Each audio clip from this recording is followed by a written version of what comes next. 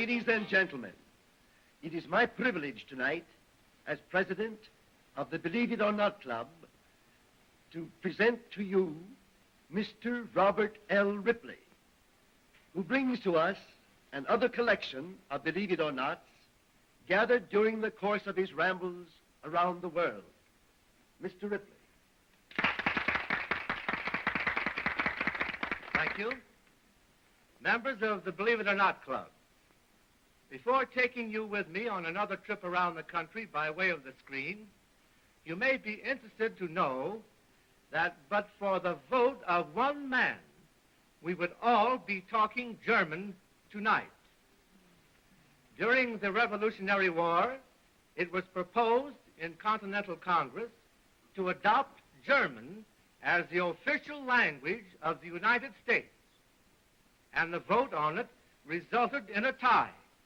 And believe it or not, the deciding vote, the vote that has made us an English-speaking nation, was cast by a German, Friedrich Muhlenberg.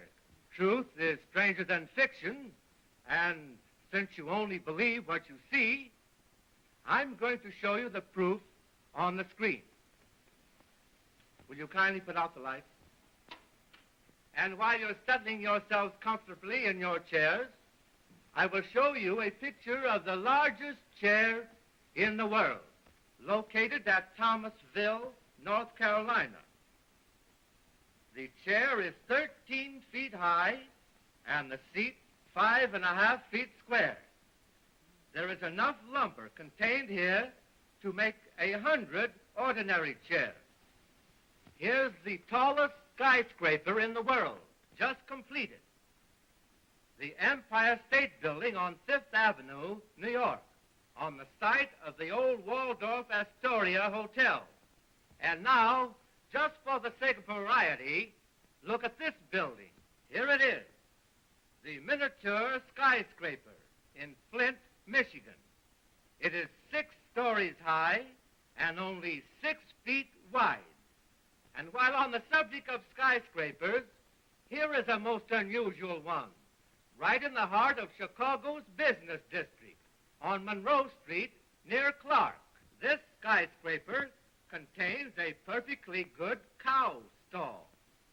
It seems that many years ago, the owner of this property, a farmer, lost his cow. When he died, the farmer provided in his will that whoever bought the property should leave a stable for the cow to return to. I am constantly running into the most unusual and bizarre of natural wonders among trees. Let me show you a few of them. First, we have the tree that imprisoned a rifle. This old musket was placed in the crotch of a young oak back in 1879 by a hunter and forgotten. The gun was caught up by the growing tree until at present it is held firmly in 10 inches of hard wood. And here we have a most astonishing plant, the snake tree in Clover Valley, California. It is a species of evergreen bull pine, which entwines around its own heart to the height of 24 feet.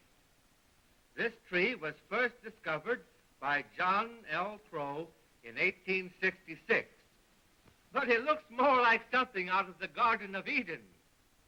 Now here's a strange growth of elm in Andrew County, Missouri. These are really 2 trees that grew 25 feet apart, but when one fell, it landed squarely in the fork of the other. Let's grow up together, they said, and they lived happily ever after. Meet baby Catherine Marilyn Carney of Sacramento, California. Catherine is a smiling baby of 7 months, and she has a good reason for smiling. In fact, 28 of them, for at the age of 6 months, she had already a full set of teeth, upper and lower. And instead of oatmeal for dinner, Catherine probably gets porterhouse steaks. Now here is the tomb of a great American president, Ulysses S. Grant.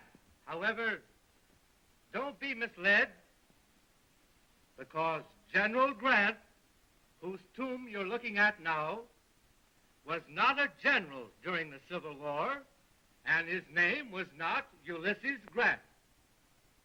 It was Hiram, and he was not made a general until a few months before his death, and only then by a special act of Congress. Now, in every family, there is always someone who saves bits of paper and string. But in Mrs. Lewis of Detroit Lakes, I believe we've found the champion of them all. During the past 14 years, she has saved enough bits of string to make a ball 139 miles long. And believe it or not, I'm not stringing you. That reminds me of a Hindu fakir I met in Jaipur, India, who had spent 60 years gathering chains instead of string. I would like to draw a picture of him for you. Will you please turn on the light?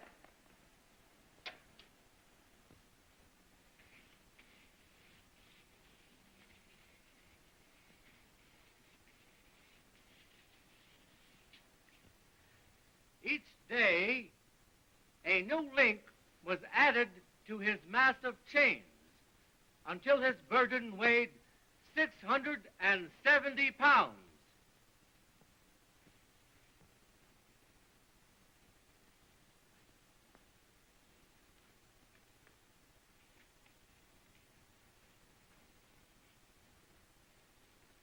He wore this burden for the last 13 years of his life. Here is another interesting man, Mr. Henry Scott of New York. Pardon the glove, Mr. Ripley. Mr. Scott is not a curiosity. He is an excellent musician. However, he finds the piano so sensitive that he handles it with mittens. Will you play something for us? Yes, I'll play my own arrangement of that popular jazz number, I'm Alone. Splendid.